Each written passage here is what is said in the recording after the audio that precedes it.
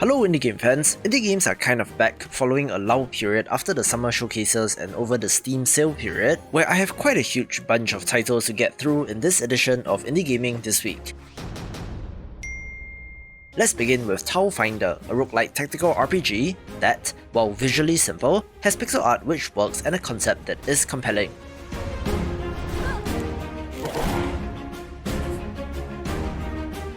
You and your party of adventurers are journeying through the kingdom, battling all sorts of strange enemies, all on a quest to find the legendary Tile shards in order to seal away a great evil.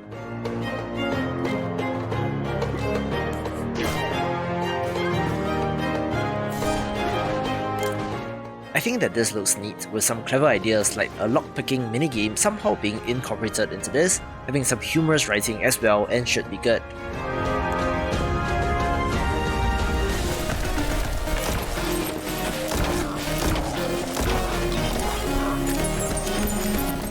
An action roguelite that I've been looking forward to is Neon Blight, having covered its Kickstarter campaign quite a while back, where it is set in a cyberpunk dystopia and has you in charge of a black market gun store.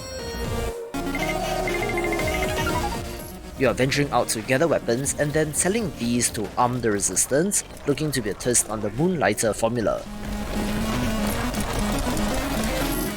It is already playable and based on reviews, should perhaps be an early access title, so let's hope the developer gets around to fixing bugs and such.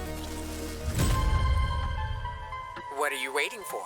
A room full of memory gas is no place to relax. First-person puzzle games in the vein of escape rooms have grown in popularity alongside with their physical incarnations of such establishments, where perhaps the best-looking entry in the space is Escape Academy. Impressive! I knew I saw potential in you. Ah, there you are. Welcome to the Academy. This comes to us from a team that actually designs escape rooms in real life, so the pedigree is there, but there does appear to be a narrative wrapped around this, where you're sent to the academy to become a master escapist. Greetings. Dishonesty has no place at the academy. Hey there! Enough water! They're already hydrated! As such, the bells and whistles around this are very promising, making this one of interest. What the hell have we gotten ourselves into?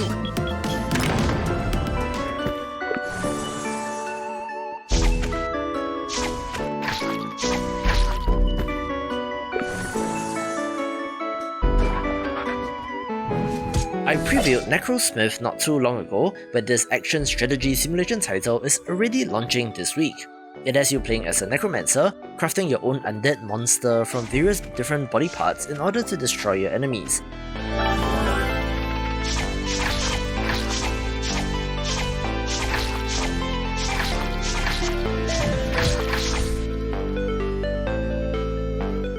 There does appear to be overworld strategy elements, much like the Heroes of Might and Magic series, where this certainly reminds me of Heroes Hour from March this year.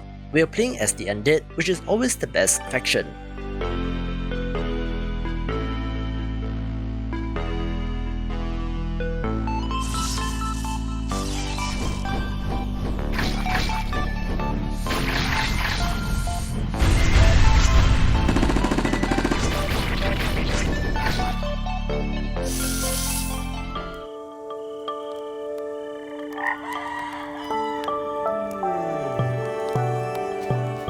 For something on the other side of the scale from Necrosmith, Time on Frog Island is a wonderful looking sandbox exploration title that simply looks wonderful.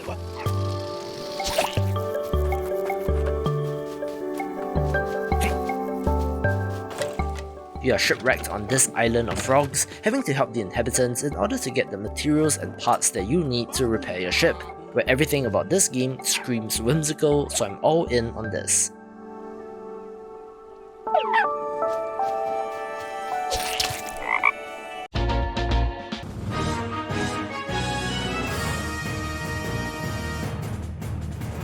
This town is called Rigbarth. It's kept safe from monsters by Seed, an organization dedicated to protecting people.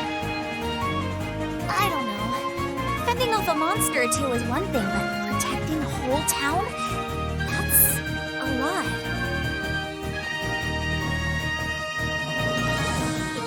anywhere else to go, then I have some work for you. Just one bigger title of interest this week in the PC release of Rune Factory 5. Following an earlier release on Switch, where if you're not familiar, this is essentially Harvest Moon but with more of a focus on combat, but I do hope that the power of the PC makes up for some of the technical deficiencies of the Switch version.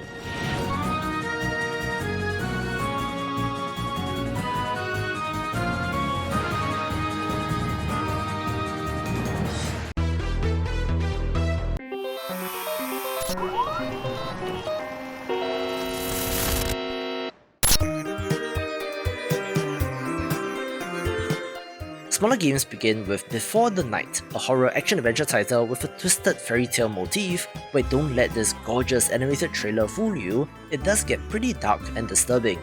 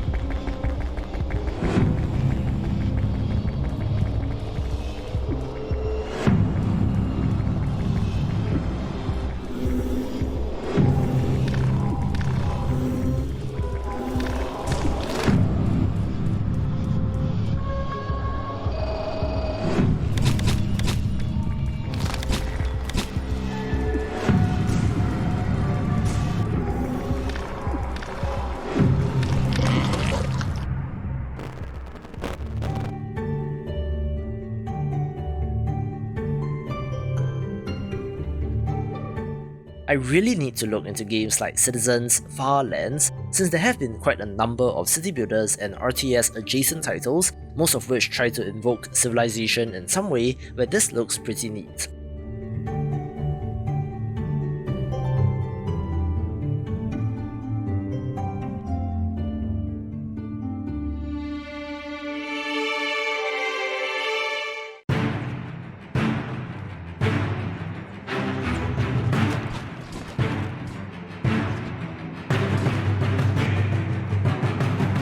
Good when you can be bad. As a creature of ultimate evil, you don't ask for much. But greedy humans want to steal your precious gems. Build up a unique tower using the power of orc, demon, and undead to destroy any hero who dares come close. Your enemies have paladins and angels and ninjas and more. But when you've got power like yours, they'll wish they stayed at home. OG gamers will remember this title since Cursed Treasure 2 Ultimate Edition is the remaster of a tower defense game from 2017, where the original was a huge hit on flash game portals way back in 2010, where if you love tower defense games, I would strongly recommend this.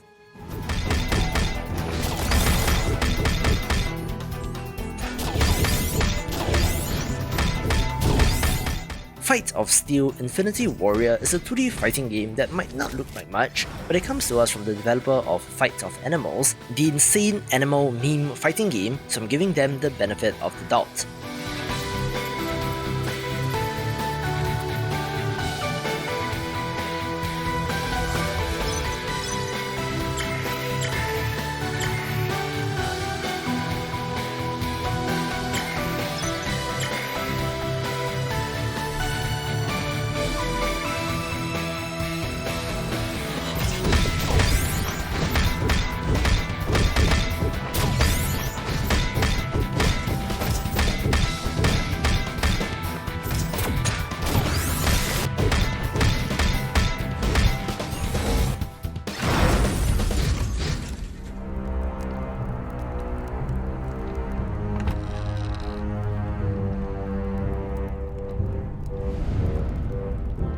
There has been a little bit of a trend with YouTubers making their own game, which, honestly, more power to them, and perhaps we'll see a Best Indie Games game someday, but the latest example is Fire and Maneuver, a grand strategy title set in the Victorian era, coming to us from the team behind The Armchair Historian, where I hope this turns out great.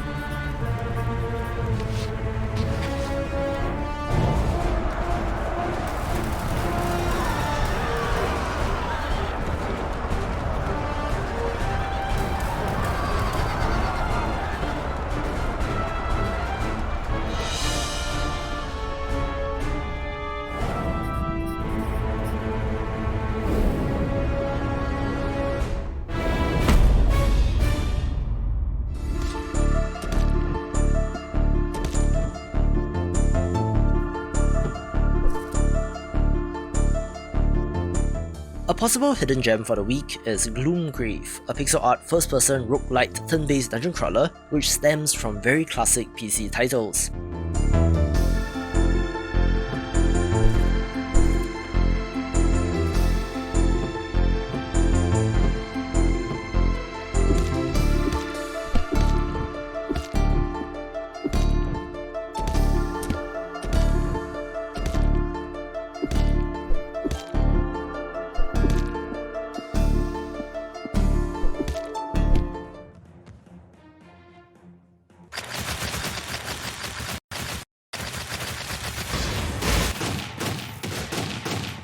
An impressive looking roguelite platformer is Kingdom Gun, another pixel art entry but one that is very busy visually, which may be to its detriment, but I do hope it does well for the team.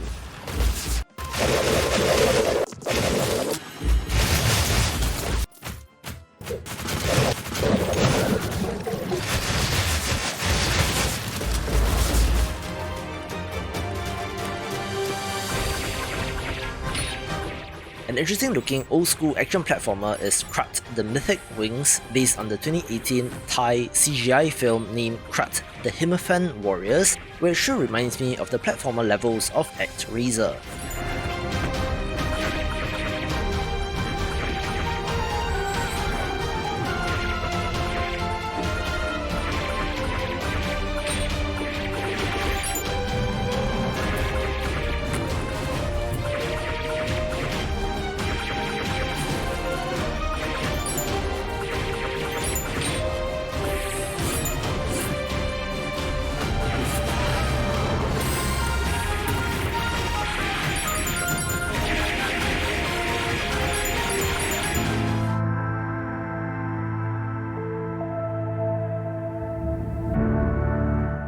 We do have the PC ports of Monument Valley 1 and 2 as well, released separately as the Panoramic edition, but if you missed this gorgeous puzzle game on mobile, it's a no-brainer.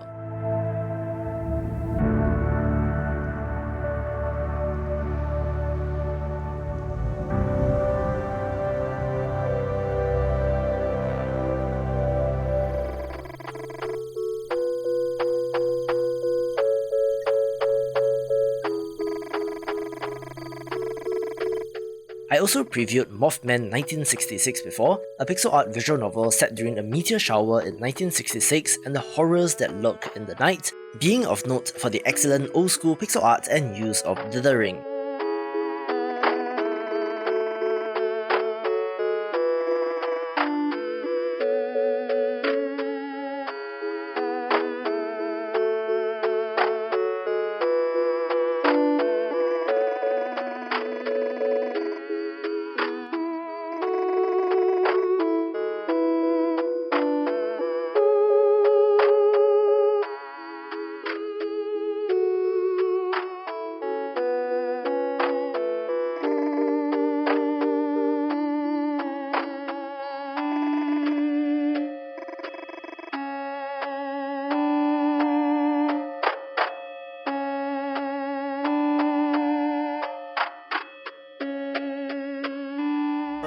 The not-so-distant future.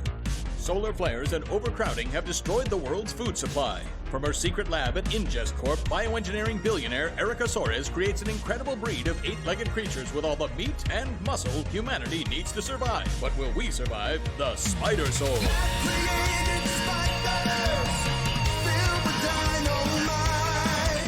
We do also get the PC and console releases of Spidersaurs, a cartoony run-and-gun platformer that comes to us from developer WayForward, makers of the Shantae series, following its Apple Arcade release in 2019.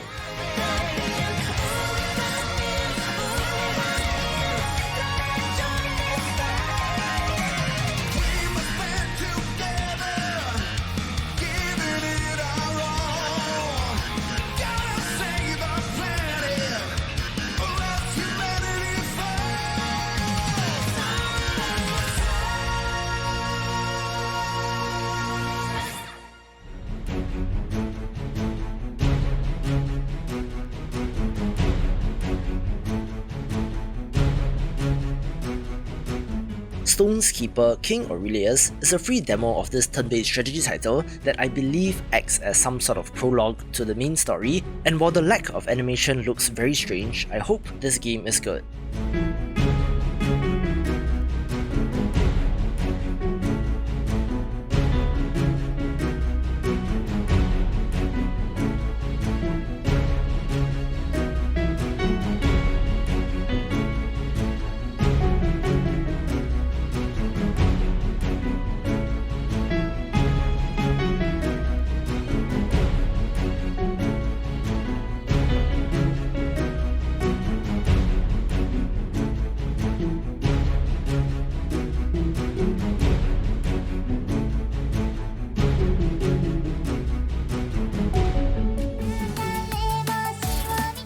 An adorable looking action title is Super UFO Fighter, where you're piloting such vehicles in some variants of the UFO catcher games, looking very cute.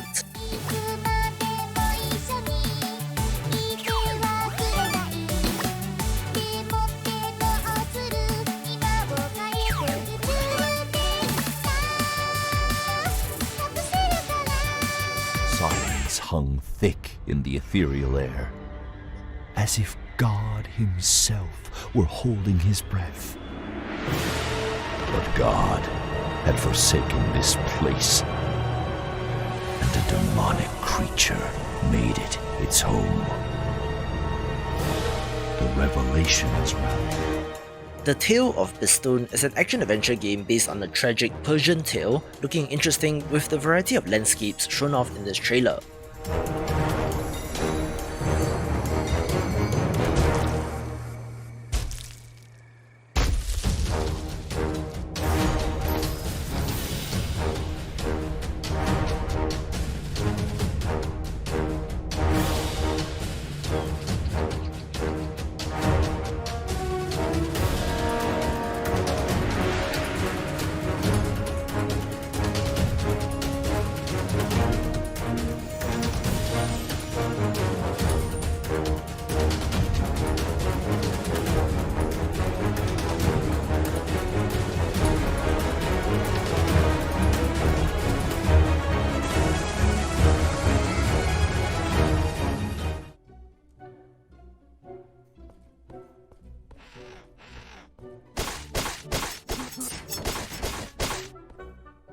We do also have the release of Tor Eternum, a co-op-focused top-down action RPG like Chronic Run, looking to be fun with friends. Ooh, it's a chest. Mine. I see a ton of goblins coming in. I got this. Watch this. Boom. Oh my god, look at them all. Wait, what is Doom? That sounds bad. We're all going to die down here. Look out, look out. Locke has wings! Oh, I just walked into the fire. Oh god. Not bringing friends!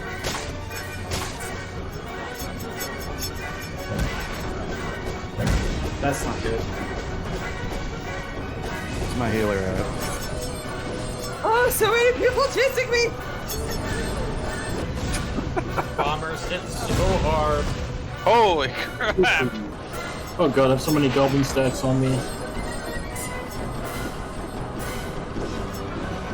Defeated. We got that. Hey. Holy sh! That was tough.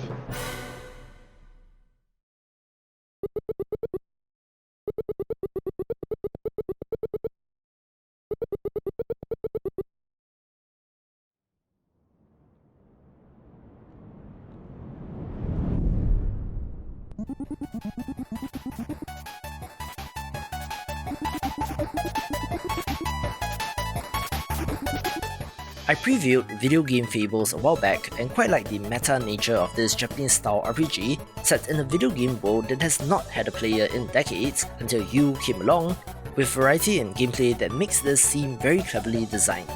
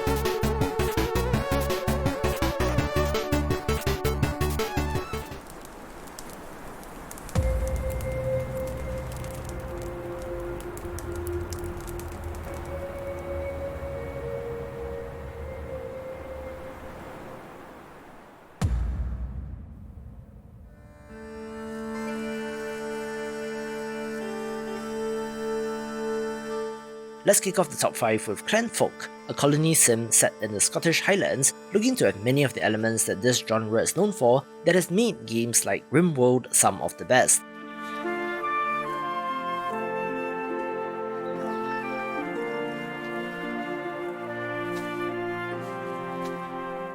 It is essentially a tale of bending nature to your will, harnessing the elements and technology to get the resources that your clan needs to survive through harsh winters and disasters.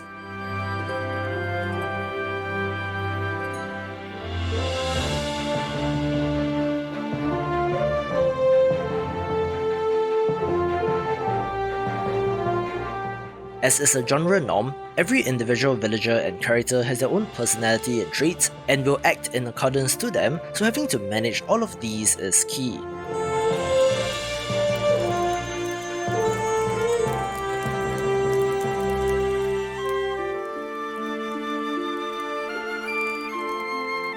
The emergent stories of how things play out are key to the success of this game, and with it allowing you to carry on through generations, should turn out pretty well.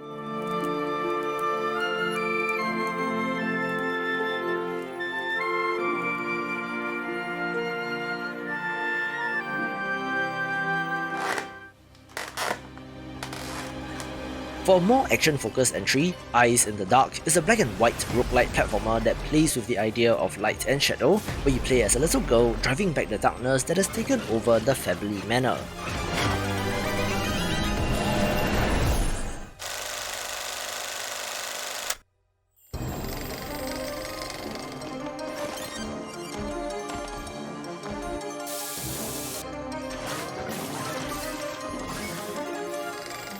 fog of war in quotes, in a side-scrolling platformer like this is interesting since it significantly changes the flow of gameplay since you have to look before you leap, where I hope that the developers have managed to nail that while keeping this game fun.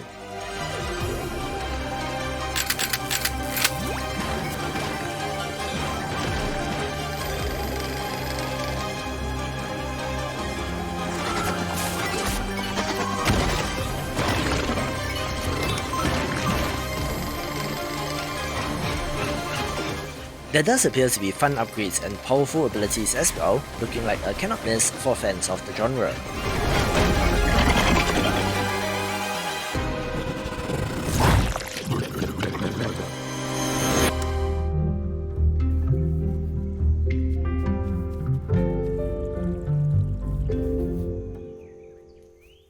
I've been looking forward to Dinkum for a little while, and I'm glad to see its visual transformation as well, since this looks much better than its initial trailer.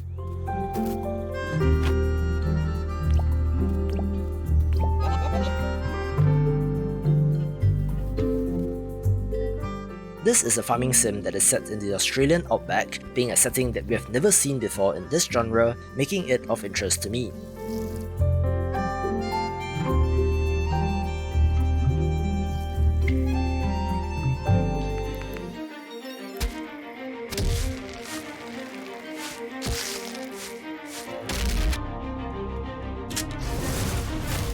I covered Immortal Tactics: War of the Eternals when talking about the upcoming games of the month, where this pixel art roguelike tactics title looks wonderful and seems pretty good.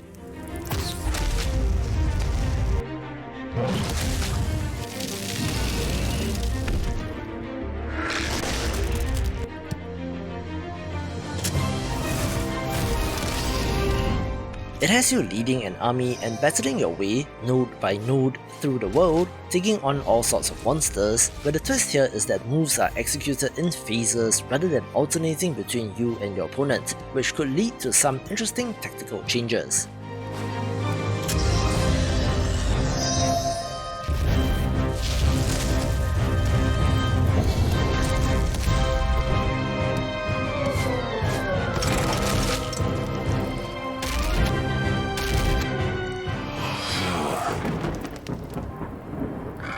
Destruction. As the kingdom falls into chaos, a new threat arises.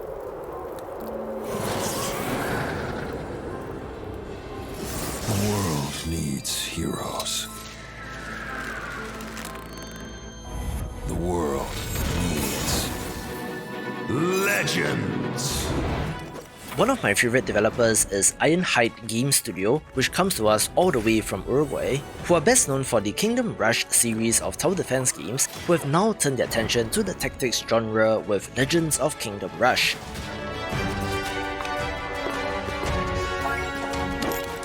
This has you taking on baddies to save the kingdom once again, having their signature art style which is fantastic, but changing up the gameplay to include hex-based tactical combat. Granted, they are quite a large studio but are technically indie, but the pedigree alone gives me full confidence taking the #1 spot. For more tactics titles, watch these videos and I will see you after the jump.